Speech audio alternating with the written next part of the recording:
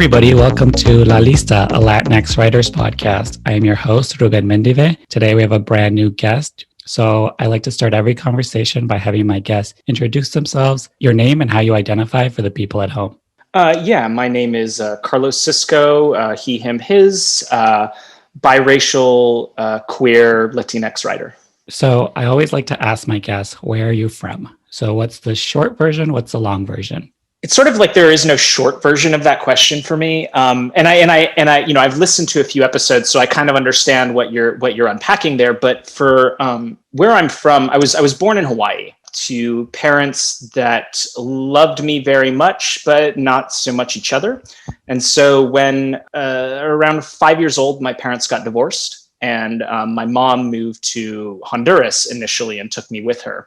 And we lived for a year there, and then she moved to New Mexico, which is where she's originally from. And that began the sort of biannual sojourn that haunted me until high school, where I would spend Christmases and summer breaks with one parent for 2 years and school with the other, and then we would swap. So I was like constantly like reinventing myself, like having to sort of make new friends. And, this is before social media and the internet.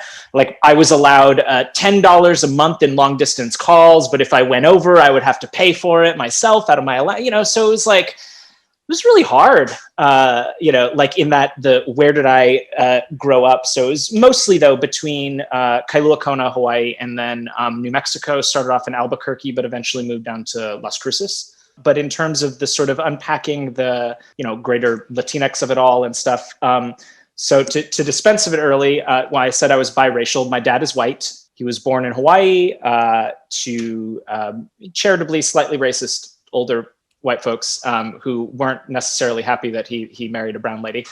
That said, my family on all sides of it has blossomed into this like pretty incredibly diverse family that stretches just like well beyond Latino and Latinx and stuff like that. Like I have on my dad's side, his brother married a Filipina woman. So my aunt and my cousin, both Filipina. Like on my stepmom's side, some of her siblings have kids who are half Tongan and partially Korean and Japanese. And so, and then my stepdad, who my mom married, he has 3 half Jamaican kids that weren't really necessarily, they didn't live in the home with me, like growing up, they lived with their mom, but so it's, my experience has always been one that was incredibly diverse. But when we're talking about like the Latinx side, that's my mom's side. I mean, I guess if we go far enough back, we came from Barcelona area, but eventually, coming through Mexico and settling up in the Santa Fe, or actually, I think it was down in the Las Cruces area before New Mexico was, I think, even a territory. And then, obviously, there's the saying, "We didn't cross the border crossed us," sort of thing. And I think that's for a lot of older families that have been here for a long time. That was sort of our sort of experience. And my grandfather, I would say, is probably the most like significant kind of person in our family, and maybe like nationally. Albert Gonzalez was, I think he was born, I know he was 16 when he went blind, and he was, I think, one of like 6 or 7 kids. And he was, at the time, he wanted to be a pilot, a fighter pilot, but it was a high diving accident. One of his eyes went, he lost sight in one of his eyes, and eventually his other eye had a sympathetic reaction, and he was rendering him completely blind. But that never really held him back. He graduated from New Mexico State University. He was the first blind person there, first blind person from Georgetown, first blind person to ever pass the New Mexico bar.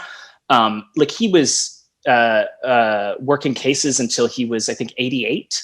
I had read an autobiography, and I think that there were some pretty significant, cases within New Mexico state history that I know that he tried, but I know that he was really notable for really helping out community members that were down on their luck and often doing legal services for free. But, like we have some pretty deep roots in Santa Fe now, which is where my mom was born. I mean, we have a school there is named after my grandfather. There's a big mural there.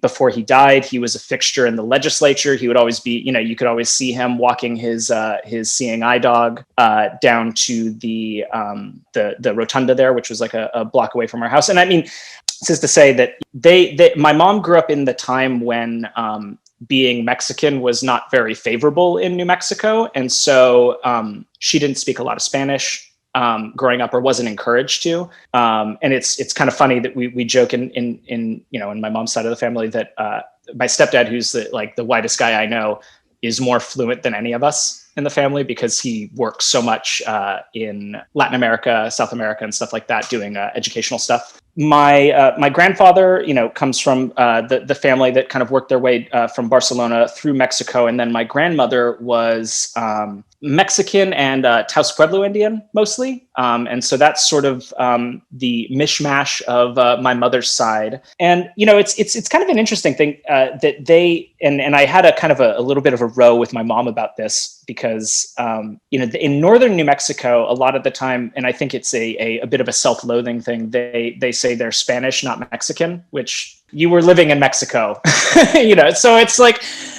so it's for me, the Latinx side of my family, it's always, I don't know. It's like, I feel like New Mexicans have there's this phenomenon in New Mexico a lot of the time, especially northern New Mexico, where they talk about that they're Spanish, not Mexican, which I think is very self-loathing. They still have, I can't remember the name of the festival, but they burn zozobra at it and stuff like that. But like, I remember going the last time I went and I was like, there's all these conquistadors walking down the street, and your people in conquistador regalia. And I'm like, wait, so are we really just celebrating like Spanish colonialists? Like that's what we're celebrating here? This sounds like a pretty terrible holiday. Yeah. So, my mom, like my grandfather, I think she is a trailblazer in her own right. She started off like, when I was young, she was a teacher.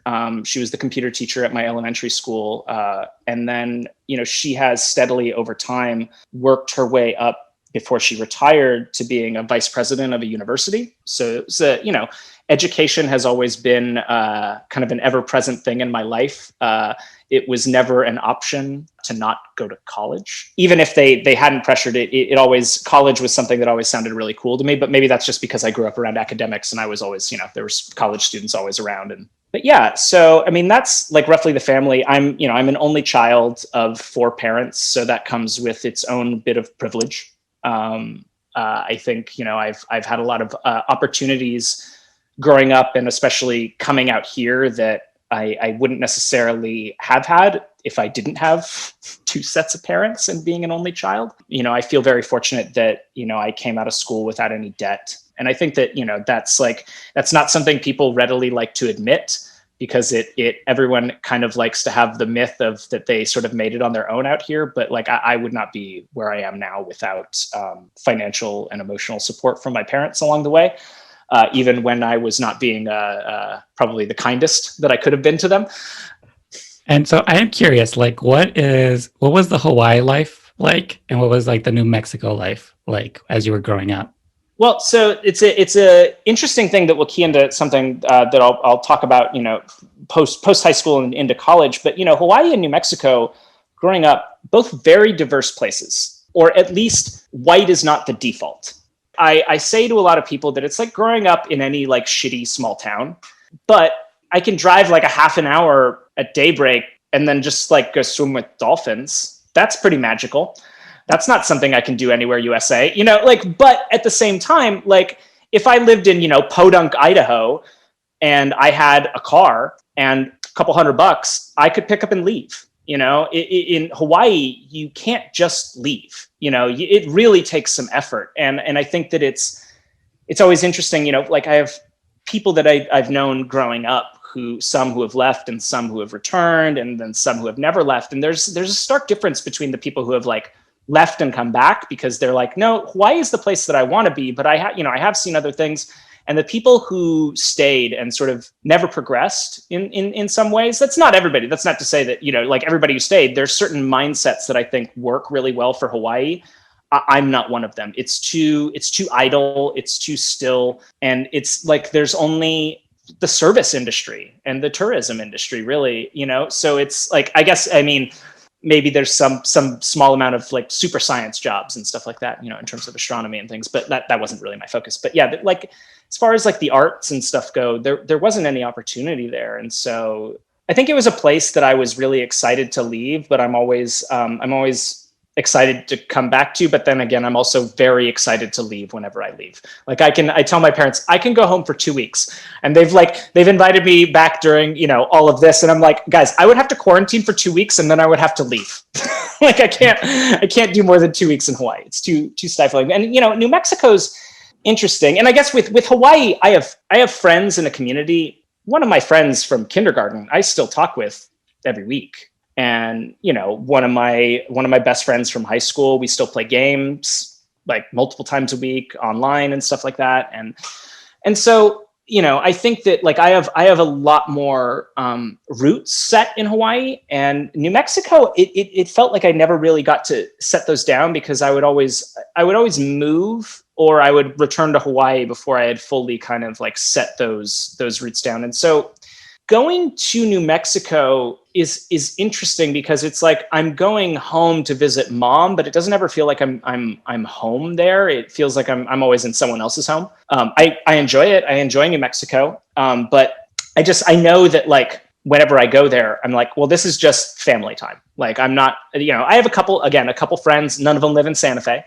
In terms of like growing up in both, and again, like how both incredibly diverse. But I also definitely noticed in New Mexico that from teachers, I experienced a lot more racism than I did in Hawaii. And I think that, in Hawaii, and this is not to say that I don't think that like people of, indigenous descent of the, in Hawaiian Islands and Polynesian descent, Hawaiian and all of that, I think that they do often get the short shrift from a lot of educational things. But I think that I sort of am ethnically vague. I tend to be a little darker when I'm in Hawaii, but, I can pass, I guess, in a lot of circles. And so that it never felt like I was getting that in Hawaii in the same way that New Mexico, I was constantly getting called articulate by my teachers. And even when I was in middle school, I was like, you're racist.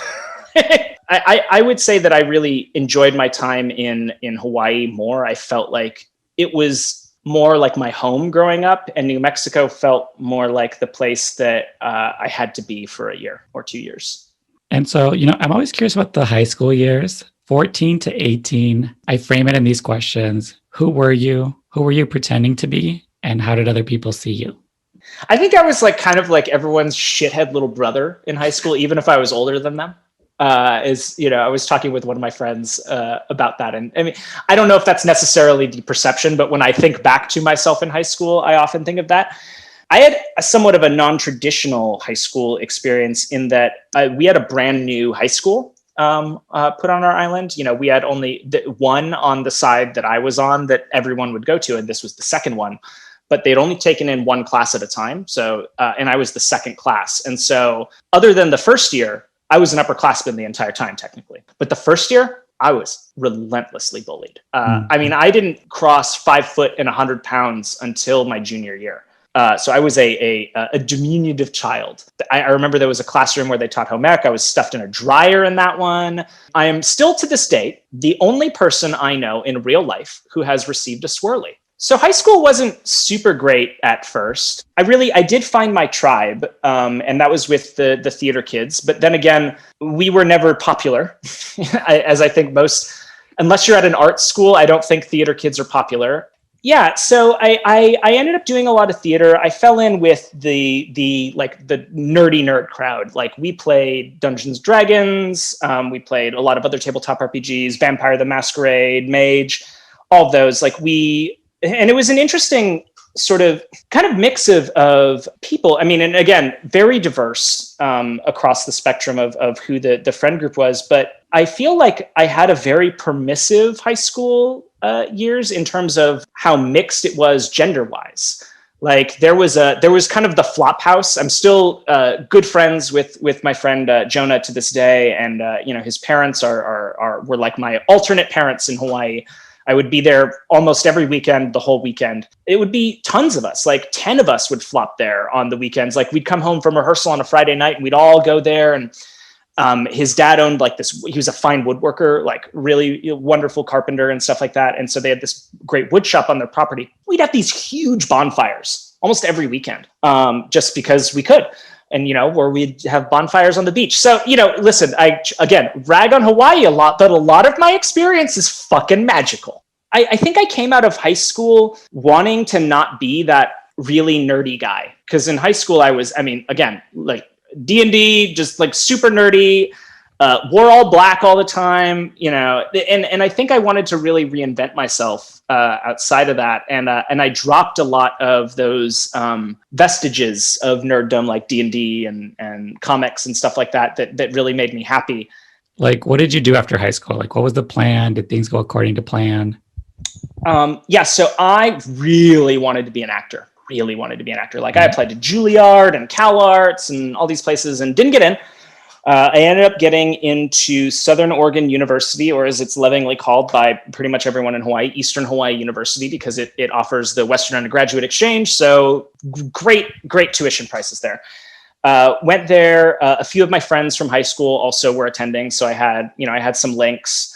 But went there to study theater and had, I was coming from a very small pond where I was a big fish. Like, I guess it's worth saying in high school, I was in a lot of theater. I ultimately closed out my career as Danny Zuko in Grease, which if you ask me to sing now, I'll tell you to go fuck yourself. But, so, I was coming into, college with I think a bit of an ego, thinking I was much more talented than I actually was. And I had that beaten out. Well, I got cast in a play in my first semester there, which was the Oresteia, which was an amazing experience to be in. I think it would have been a terrible play to see because it was like almost 6 hours long. It was one of those old Greek tragedies and we were doing the whole thing. But, I thought, oh man, I got cast in a show my first semester. I'm like a shoo-in for this acting program. First year goes by and I'm rejected from the first cut and, sent me kind of into a spiral. But I was like, okay, well, I'm going to dust myself off and I'll apply the next year and I'll do the things. I'll talk to the professors and see what are the things I need to work on and stuff in the meantime. And I'll do those things. I did all those things, didn't get in again. And about that time I was like, man, fuck this place, like, and these people.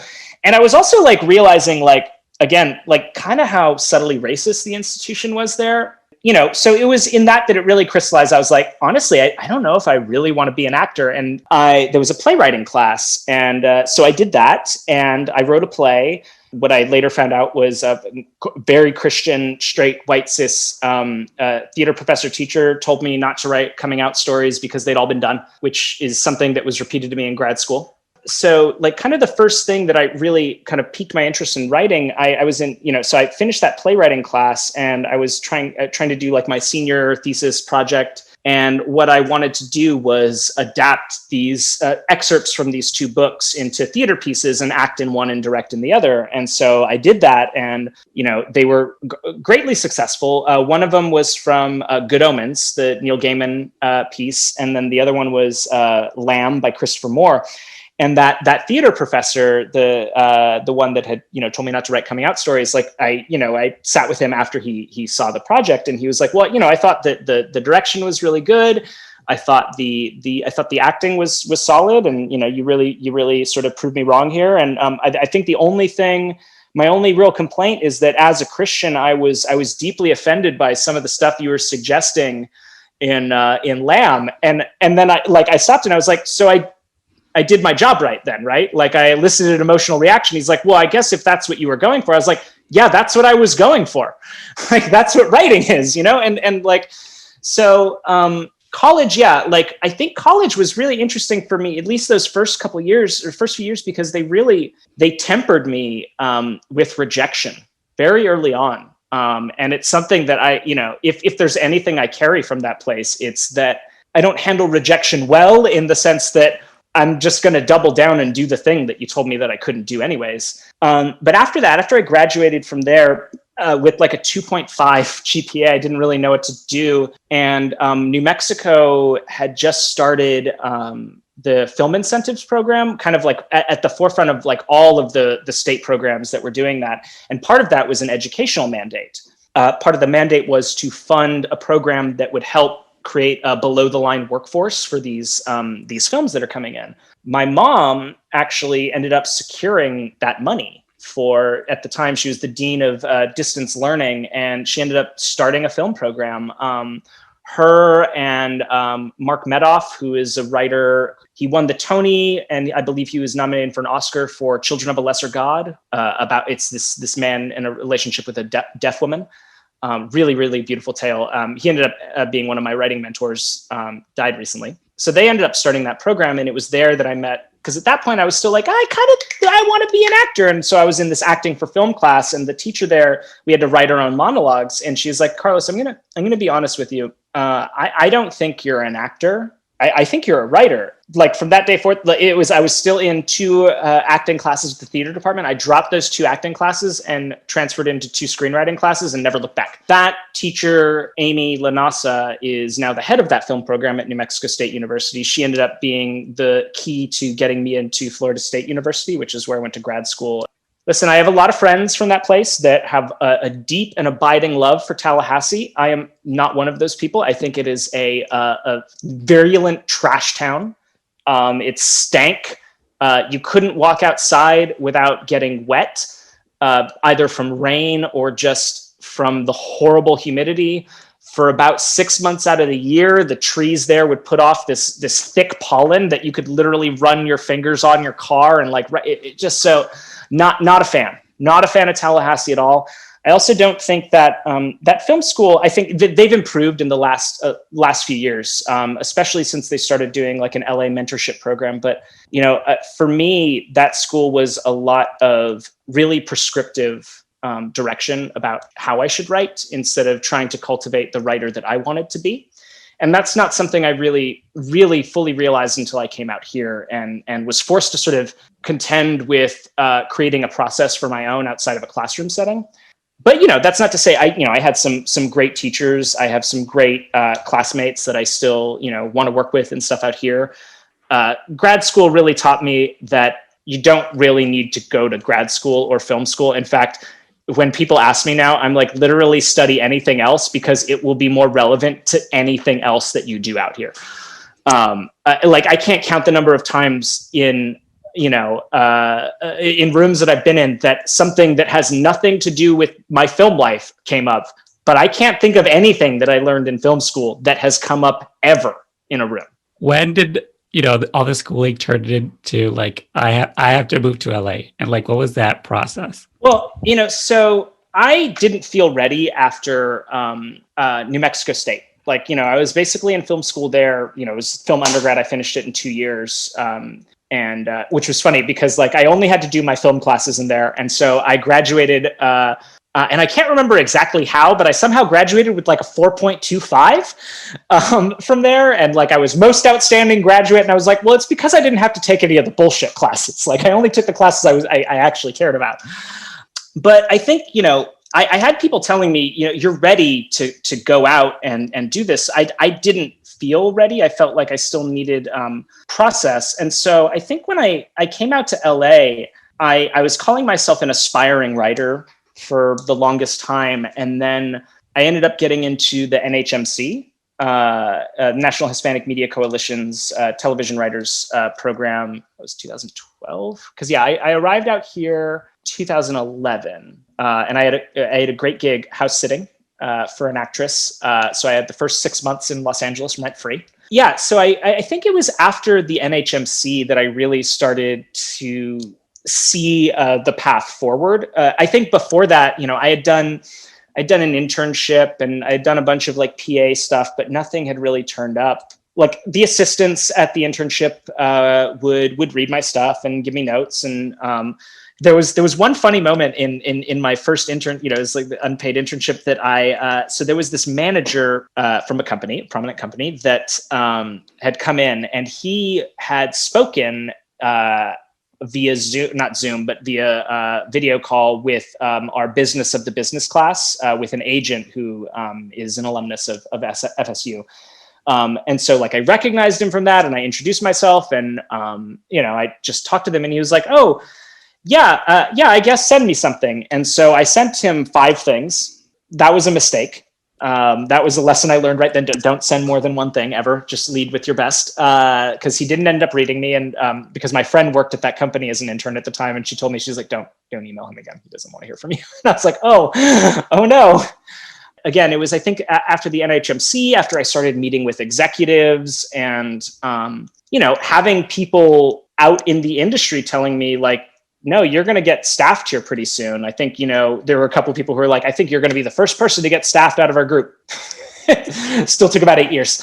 So I think that was them, but it was, I was always writing out here. I feel like I'm constantly not getting enough done. And then I'll talk to my friends about what I'm doing, and they're like, how do you get so much done?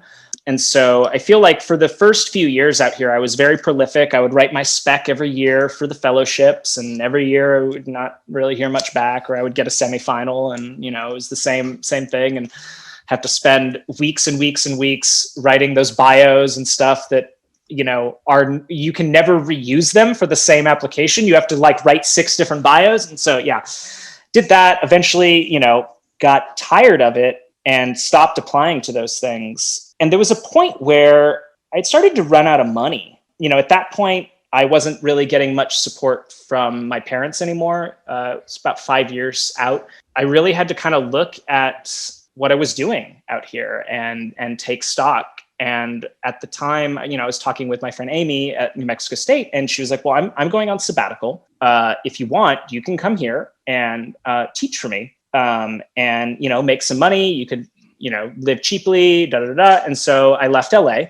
It was like a really heartbreaking experience for me, because it felt like that first time, like, even though there was the sort of the plan to come back, there wasn't anything that I was necessarily coming back to. So, I've thought about it recently. Like, I've thought about going home during all the Corona stuff and uprooting my life from LA temporarily. And that feels different, because it's like, well, I'd be working at the time still, just working remotely, and I can do that from anywhere. But then I thought I'd have to live with my parents, and I don't really want to do that, but then it felt so traumatic and final, like this might be me giving up.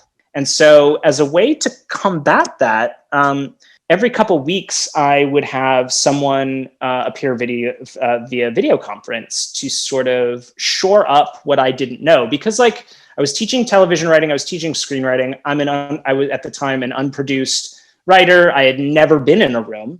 So I needed to fill in blanks. And so, I had like really heavy hitters down to like some staff writers and stuff like that.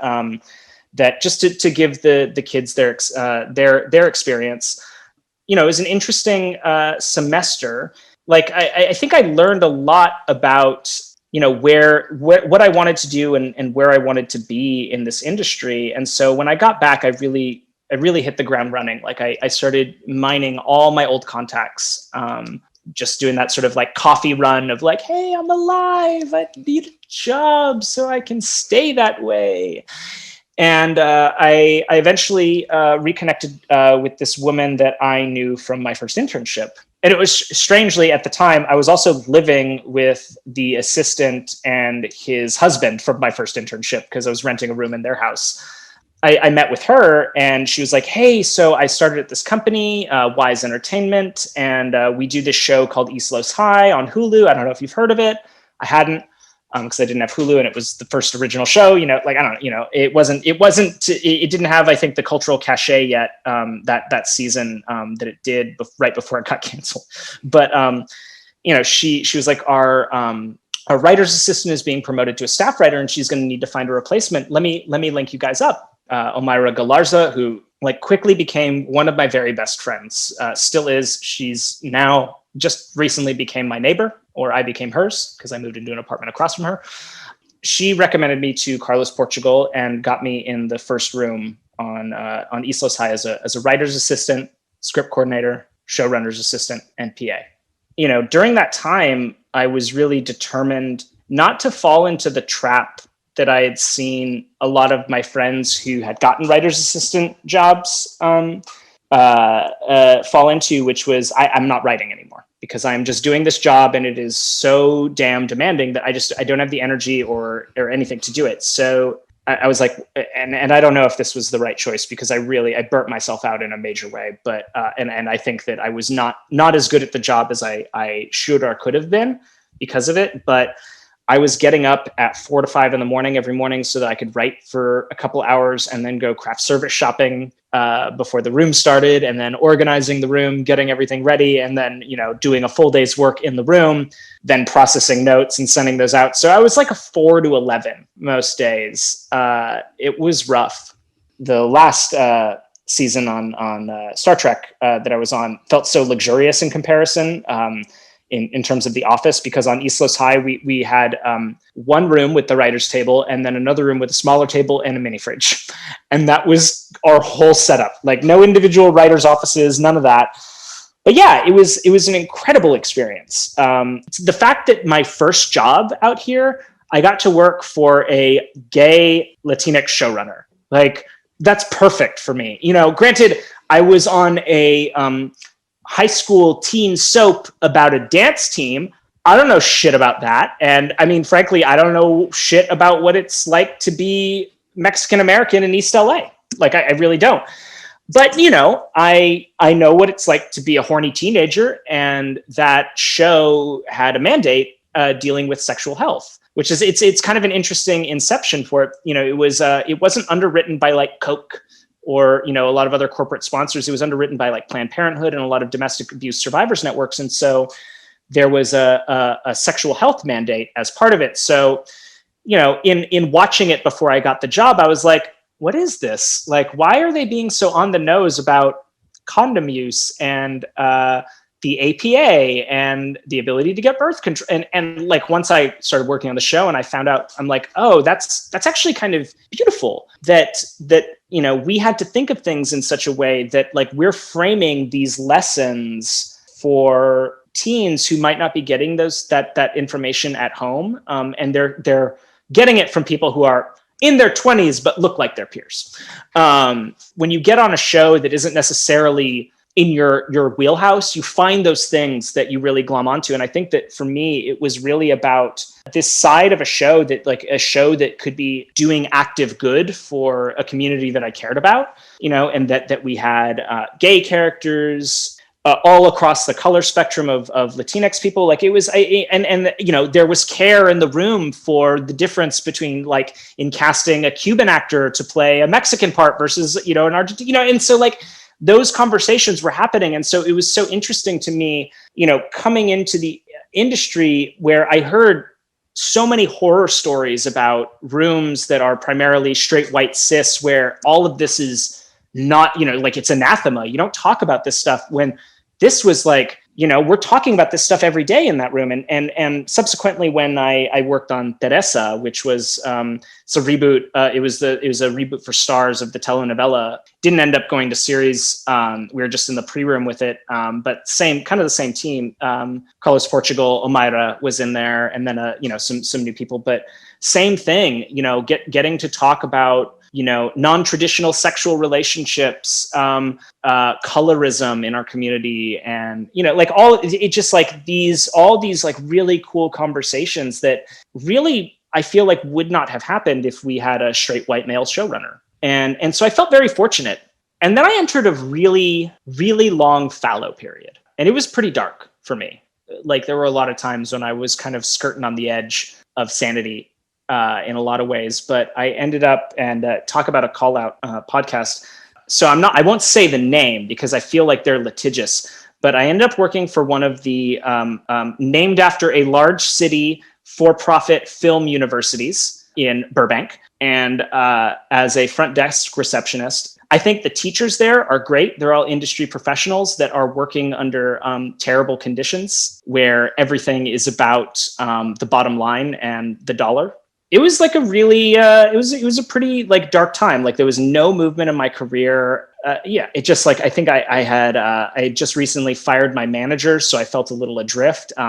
The final straw was I had written something which incidentally has gotten me more work and more attention than anything else, that he said was too gay and I don't know how to sell this.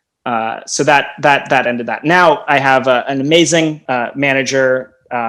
She's a Latinx woman, which listen, I should have been hunting down, and this is advice for all of your listeners, is find yourself a woman of color to be your rep, because they know how hard it is in this industry, how hard they have to work, and they work that hard for you. Like, I love her so much. She's an incredible asset, and got me paid work in my first 2 months under her, which 3 years under my previous manager got nothing.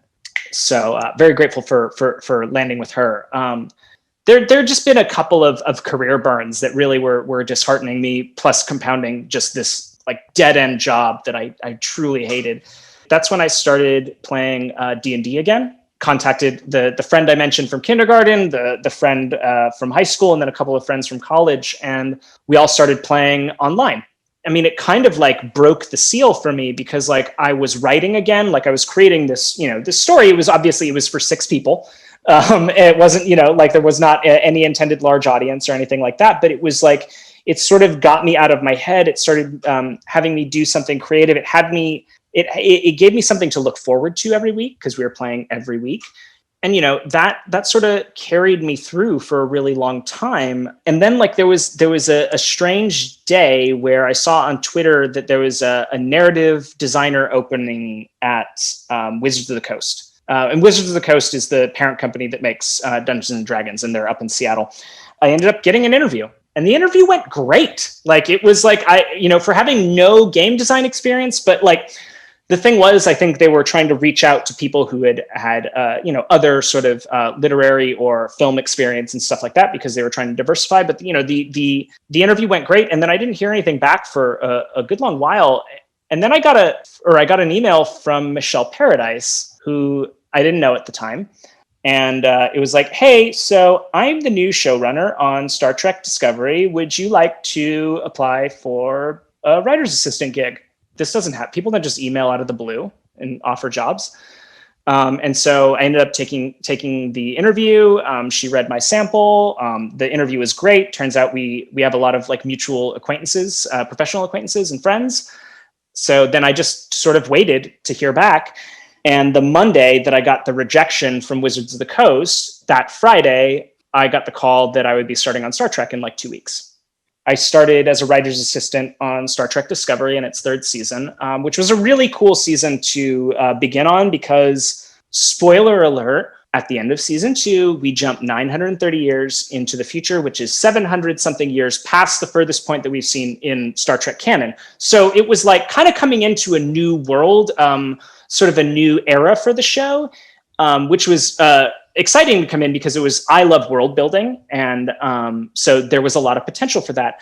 But, the thing is I didn't grow up with TV. And that's for a TV writer, that feels like kind of not typical. But when my dad re-roofed the house in elementary or middle school, I think I was 7, he took down the TV antenna and we never put it back up. And so at my dad's house, where I spent, we had TV at my mom's house, but I was sort of always out of the habit. I mostly read or played video games. But what I did watch every week was The Simpsons. And so when I was not living with my mom, she would record them every Sunday or whenever they were on in syndication and send me VHS tapes. So seasons 2 through 10 of The Simpsons, I can like speak as they're going. Like I can precipitate every line with what the line is going to be. So that was like pretty much all I watched, but I missed like all the seminal 90s television that all my friends watched. Like I watched a lot of like Transformers and stuff growing up, like syndicated 80s cartoons. And that's, I think, where a lot of my modern sensibilities come from. But yeah, so, bringing it back to Star Trek, I felt like I didn't know shit. And this is a franchise, I was talking with my friend who also works on it. I can't think of a longer running franchise in television history that's sort of contiguous in its like canonical execution. There's like certainly shows that have been rebooted a bunch of times, but it's always sort of starting at the beginning. And Star Trek is, I can't think of any other show that's had sort of like the timeline, going forward or, jumping back a bit and then going forward again. Just knowing how fandom reacts on the internet, because I'm a very online person, I understood of the gravity of just what I was getting myself into. Fandoms are very passionate. And so I felt a responsibility to really get to know this franchise because I didn't. And it was one that people care deeply about. people have their entire identities tied up in Star Trek. For me, it was like, okay, well, I don't really know how to get started. So I guess I'll start with Next Generation because I like Patrick Stewart, and sort of, I guess I know Picard because, he's sort of in our pop cultural milieu. But about halfway through Next Generation, because of some of the stuff that was coming up in the season, the writer's assistant from the previous season, who had then been promoted to staff writer, suggested that I watch Star Trek Enterprise, which was at the time the blind spot in the room. Star Trek Enterprise is, I think, somewhat unfairly maligned by the fan base. It was on a network that had no interest in sci-fi at a time. Also, I think a time in the franchise when it was sort of flagging in overall interest in pop culture and stuff like that. And so it's a funny little show. I think it has some really truly shining moments. But eventually, I got through it.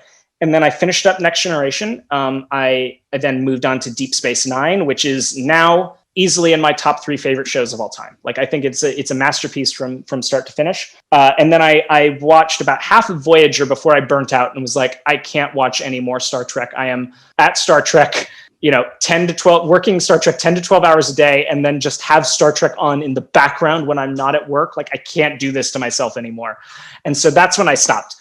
And started allowing myself to watch other things. God, what an amazing season to work on. Like, the caliber of writers that I got to work with we had people from like Battlestar. We had like a horror writer who wrote the original Wrong Turn. Like, just like really cool people in the room. Like, New York Times bestselling author that had written like just a plethora of the novels for Star Trek. Like, it was just really cool people. Always just so supportive and diverse. The showrunner, again, I'm very lucky. I have only worked for queer showrunners. So, continued that trend. But yeah, like, I met people in that room that then sort of like were friends with other friends that then made me become better friends with those friends. Cause then I, found excuses to spend time with them with, my new Star Trek family and stuff. So it was very cool. A very, very great experience through that whole first season. I came off that season 2020. It didn't start off great. The first couple months were fine. March hit. I was unemployed and pretty terrified because I had no idea if we were going to be coming back, when we would be coming back, and all that. We eventually did, and I was asked back as a writer's assistant, which I will freely admit was a little disappointing. I had definitely wanted to come back as a staff writer, but I was like, it doesn't matter because it's a pandemic and I need a job. The more bitter pill to swallow, and I think that this is a greater indictment of the industry at large, and it's no small secret, is how little assistants are paid. I discovered I was making only slightly more than I was making on unemployment with the extended benefits at the time, which felt a little unfair for working 12 hours a day. Eventually, our showrunner asked us to submit samples for a co-write. And so I submitted the script that was too gay for my previous manager, and my showrunner loved it. But a peculiar thing happened. One of our writers ended up having to go on paternity leave. And so he was going to be gone for, I think, 8 weeks during the run of it. And so we were going to just be down an upper level writer. So the only 2 people who submitted were me and the other writer's assistant at the time, my buddy Eric. And Eric ended up getting the co-write, which was a bummer for about 3 seconds until Michelle called me and told me that I would not be getting a co-write. I got a co-write, but that was not the thing that I was getting, is that they were going to staff me instead. And so about 8 weeks into the season, which feels it's strange. Like, I don't think that happens that often, like mid-season promotion. I don't know anyone else who's had that.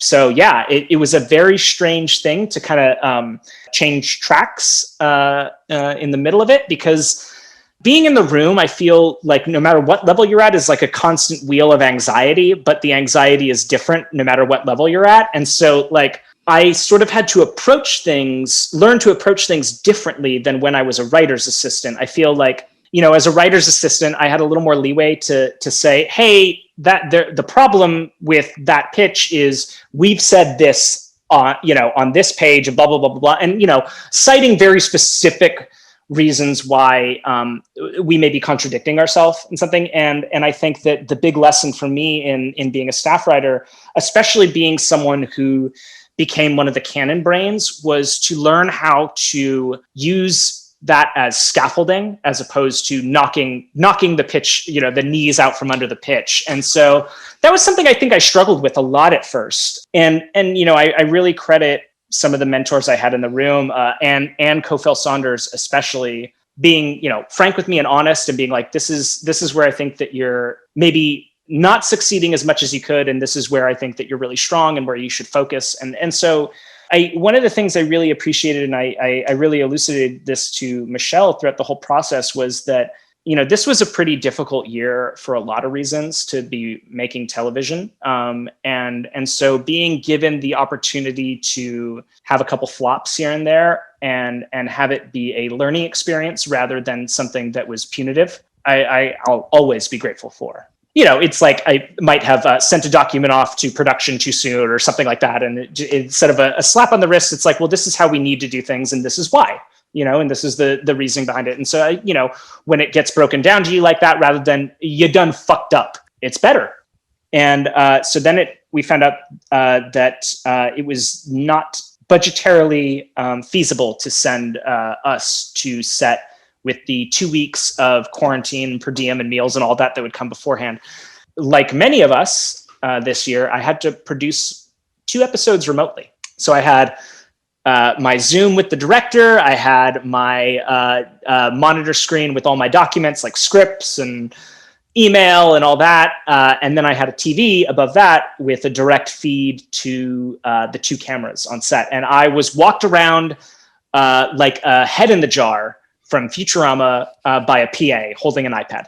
First of all, it was wild being on a set for a show that is like $10+ million an episode, having never been on set before. But it also fell the week that I went off to episode. So I was covering set and co-writing my episode at the same time, which also fell, and mind you, the week of it, because it was not just one day, it was a week of the presidential election.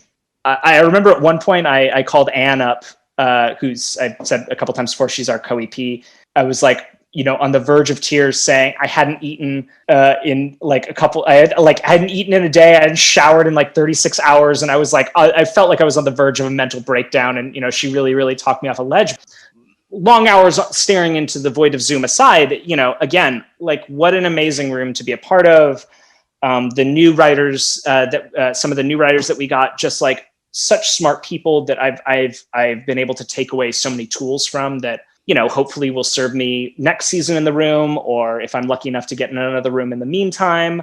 I can't count my blessings enough for landing where I did, because it's Star Trek has always been one of those franchises that sort of pushes the boundaries of what we think is possible to see on screen. And I remember when I was first watching Discovery before I got hired, and the scene where Anthony Rapp and Wilson Cruz are just brushing their teeth in the bathroom, and it just comes out that they're married, and that's it.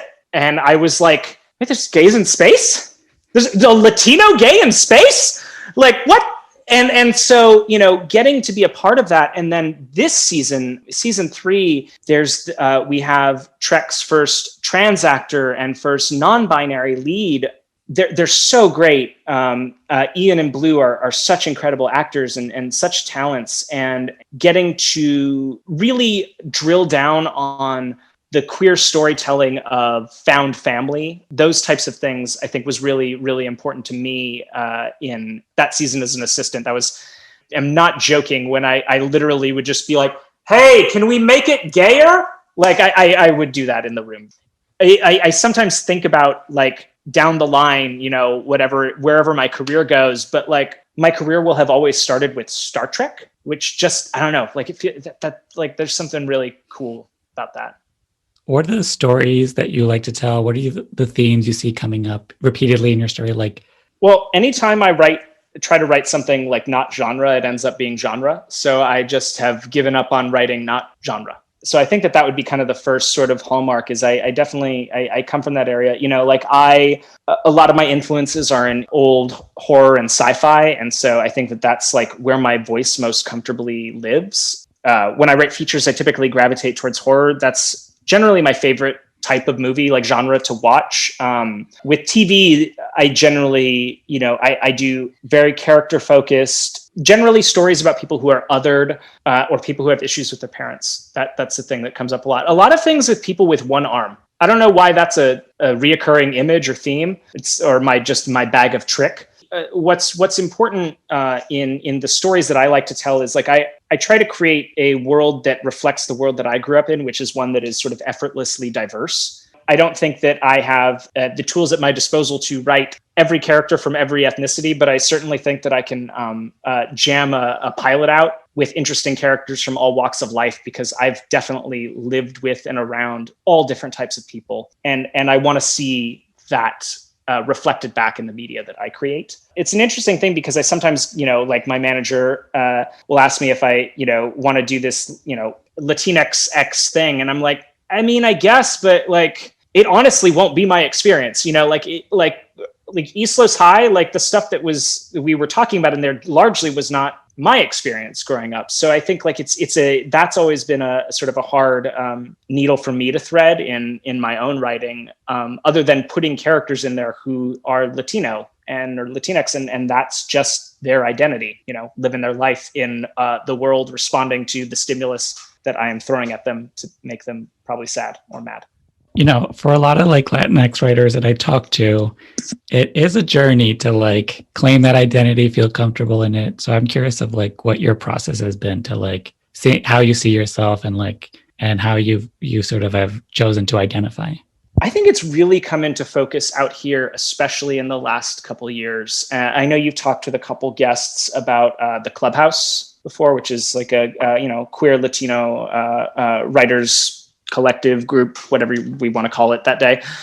I was there when Moises and Danny and Eric and a few other people sort of gathered in the WGA lounge, and just all the gays just sort of gravitated towards each other. And I still remember going to Moises's house, and there was chips and salsa and pasteles, and he had a little journal for all of us. And I knew Spanish in first grade, and then I lapsed just because of how I bounced back and forth, and I didn't speak Spanish over there. My mom didn't speak enough Spanish. And so like, it was never really a thing that I thought of. I mean, in surrounding myself with, a lot of queer Latinx men of all shapes and sizes and all shades, and participating also in the Latino Writers Committee at the WGA, really starting to get an understanding of my own privilege.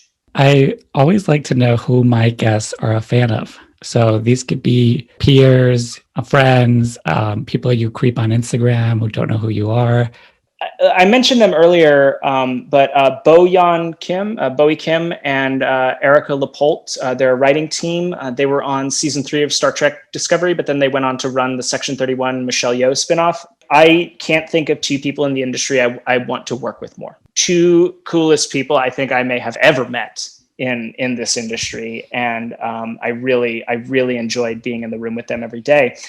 And it was funny because, through the Clubhouse, I had met Stephen Canals, who turns out is one of Bowie's best friends. And so the 4 of us and a couple other people back, when we could still go to things like conventions, all spent the day together at WonderCon. And like, that was, the day that I got to know Stephen, and that he was a huge Transformers nerd, and I was a huge Transformers nerd. And, so it was, Stephen would be another one that I, greatly admire. I love Pose. Moises Zamora, definitely someone I think that you should talk with when you get a chance. He's amazing, both a mentor and a friend, and now a writing partner. We're working on a feature right now that hopefully in the next couple of weeks we'll be getting an offer on. It's like, a lot. My friends Ben Meckler and Chris Amick, they were on Kipo and the Age of the Wonder Beasts, and they're show running a show that they're not allowed to tell people that they're show running right now, and like really amazing, generous humans. Dan Hernandez, love him.